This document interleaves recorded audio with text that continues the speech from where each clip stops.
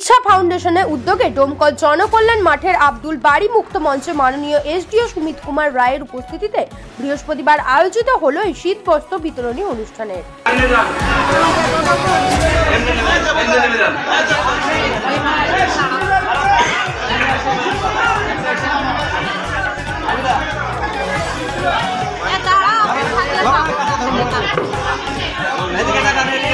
আপনারা হড়াহড়ি করবেন না, লাইন দিয়ে দাঁড়ান, যাদের কাছে স্লিপ আছে ঠিক তারাই মাছ নিয়ে এসো, ওপরে এসো, ভালো লাগবে, এসো এখানে। বলছি যারা পাবেন প্রত্যেককেই দেওয়া হবে, দেওয়ার জন্যই স্লিপ দিয়েছি।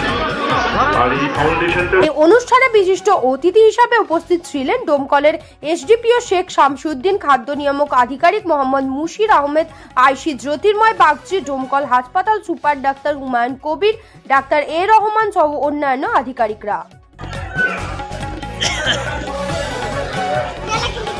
দেবাংশু সরকার মহাশয়কে বারণ করে নেওয়া হলো। প্রত্যেকেই অনুরোধ করবো অতিথিরা আপনারাও একটু তুলে দেবেন। সদস্যা সাফিনা বিবি,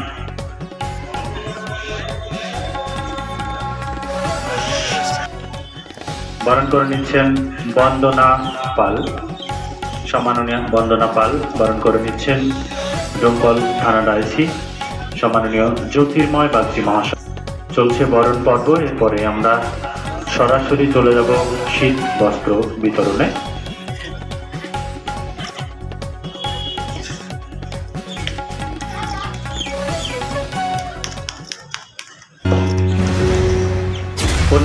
এই কর্মসূচি থেকে মোট 700 জন দুস্থ মানুষের হাতে শীত বস্ত্র তুলে দেয় এই স্বেচ্ছাসেবী সংস্থাটি।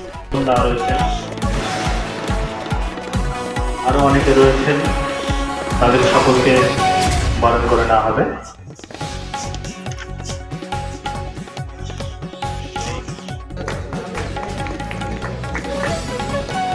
আমাদের দুস্থ মায়েদের হাতে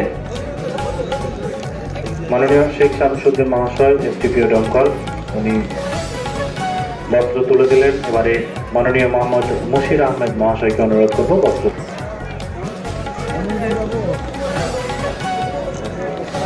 অসুবিধা হবে, সকলে আসবেন না, স্বেচ্ছাসেবী যারা রয়েছেন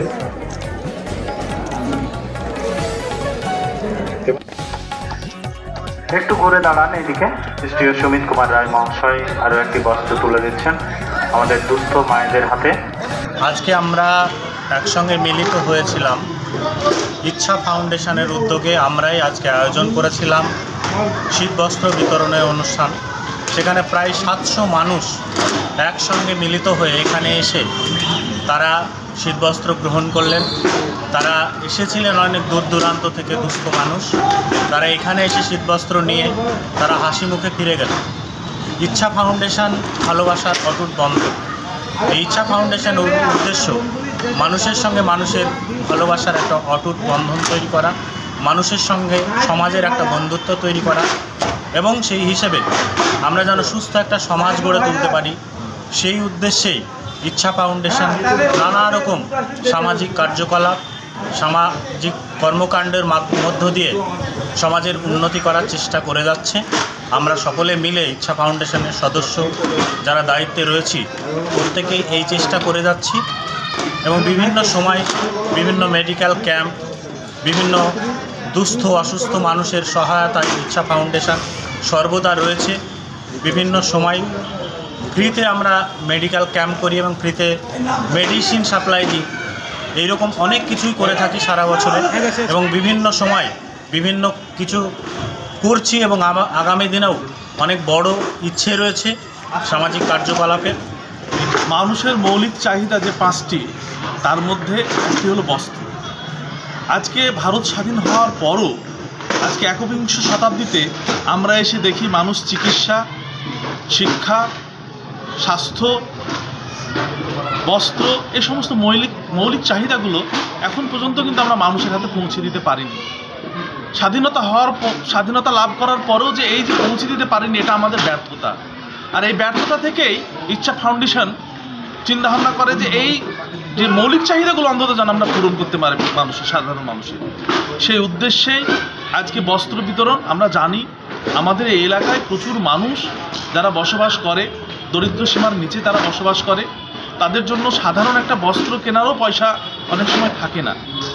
তো ইচ্ছা ফাউন্ডেশন মনে করেছিল যে আমরা সাধারণ মানুষের হাতে, যারা বস্ত্র কিনতে পারে না, তাদের হাতে এই শীতে আমরা একটা সাধারণ একটা বস্ত্র তাদের হাতে তুলে দেব। বিভিন্ন জায়গা থেকে তারা মানুষের যারা দান ধ্যান করে তাদের কাছ থেকে কালেকশন করে তারা আজকে এই ইচ্ছা ফাউন্ডেশনের মাধ্যমে এলাকার দরিদ্র মানুষের হাতে কিছু বস্ত্র তুলে দিল। এই জন্য ইচ্ছা ফাউন্ডেশনকে অসংখ্য ধন্যবাদ। এবং এই কাজে আজকে আমরা দেখলাম প্রশাসন আমাদের সঙ্গে ছিল, অর্থাৎ ইচ্ছা ফাউন্ডেশনের সঙ্গে ছিল। এসডিপিও সাহেব, এসডিও সাহেব, আইসি সাহেব সকলে এসছে ইচ্ছা ফাউন্ডেশনকে আরও তারা শক্তিশালী করার জন্য এগিয়ে এসছে। আমরাও চাইব আপনারা সাধারণ মানুষ যারা ক্ষুদ্র ক্ষুদ্র যারা অংশগ্রহণ করতে চান, ইচ্ছা ফাউন্ডেশনের মাধ্যমে তারা অংশগ্রহণ করে সাধারণ মানুষের পাশে দাঁড়ান, এই আশা রাখবো, এই আবেদন আপনাদের কাছে রাখবো। আপনারা এগিয়ে আসুন, তাহলে ইচ্ছা ফাউন্ডেশন আরও মানুষের কাছে পৌঁছতে পারবে। মানুষের যে মৌলিক চাহিদাগুলো সেগুলো পূরণ করার জন্য ইচ্ছা ফাউন্ডেশন আরও বেশি কাজ করবে। মুর্শিদাবাদ থেকে রতিন সিংহ রায়ের রিপোর্ট।